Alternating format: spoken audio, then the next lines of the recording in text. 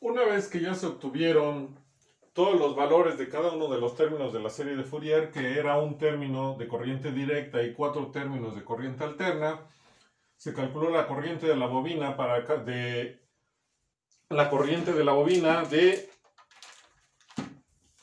10.612 milihenries para cada una de las fuentes, la corriente del capacitor para cada una de las fuentes y el voltaje del capacitor para cada una de las fuentes. ¿Por qué del capacitor calculamos su corriente y su voltaje? Porque había que calcular la potencia media, aparte del voltaje efectivo. Entonces, sustituyendo datos, tenemos que la corriente eficaz en la bobina va a ser igual a la raíz cuadrada del término de corriente directa elevado al cuadrado más un medio de la sumatoria desde n igual con 1 hasta infinito de la corriente de cada una de las corrientes de corriente alterna elevado al cuadrado. Entonces tenemos que es la raíz cuadrada de 0.666. Aquí me faltó agregarle un 6, son 3 decimales, por eso sí se lo agregué en la operación, pero aquí se me olvidó colocarlo.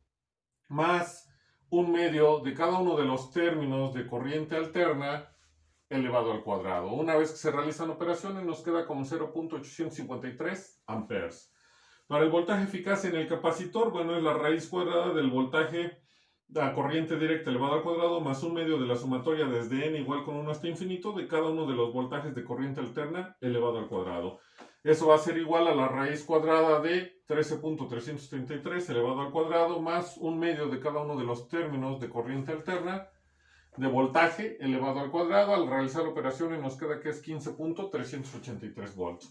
La potencia media ya se sabe que es igual en el capacitor, en este caso va a ser, pero la potencia media de cualquier elemento va a ser igual al voltaje por la corriente, el voltaje de corriente directa por la corriente de corriente directa de ese elemento, de los elementos, más un medio de la sumatoria desde n igual con 1 hasta infinito, del voltaje de corriente alterna por la corriente, de cada uno de los voltajes de corriente alterna por cada una de las corrientes de corriente alterna por el coseno de alfa n menos beta n. Recordando que alfa siempre es el ángulo del voltaje y beta siempre es el ángulo de la corriente.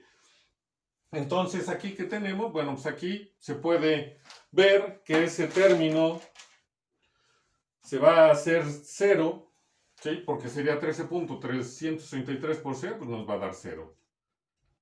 Pero ¿por qué los demás términos se hacen 0? ¿Por qué? Porque tenemos el coseno de menos 90 grados, que es 0.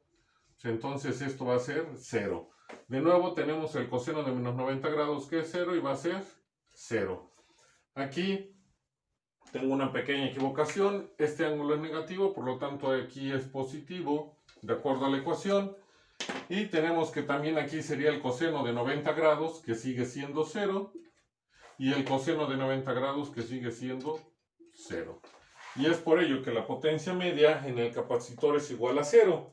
¿Por qué realicé este circuito? Generalmente en clase hacemos todo el proceso y ya al llegar al final siempre realizo la pregunta: ¿por qué la potencia media en un capacitor es 0? Porque un capacitor no tiene potencia media. Eso solamente, o la potencia media solo existe en las resistencias o en los resistores.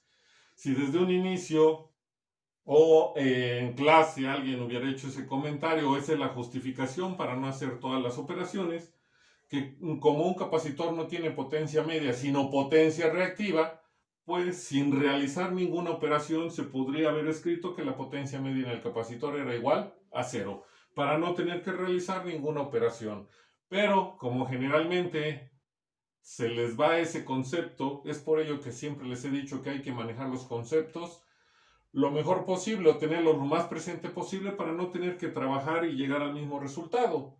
La justificación de que la potencia media del capacitor va a ser 0 es porque un capacitor no tiene potencia media, tiene potencia reactiva solamente.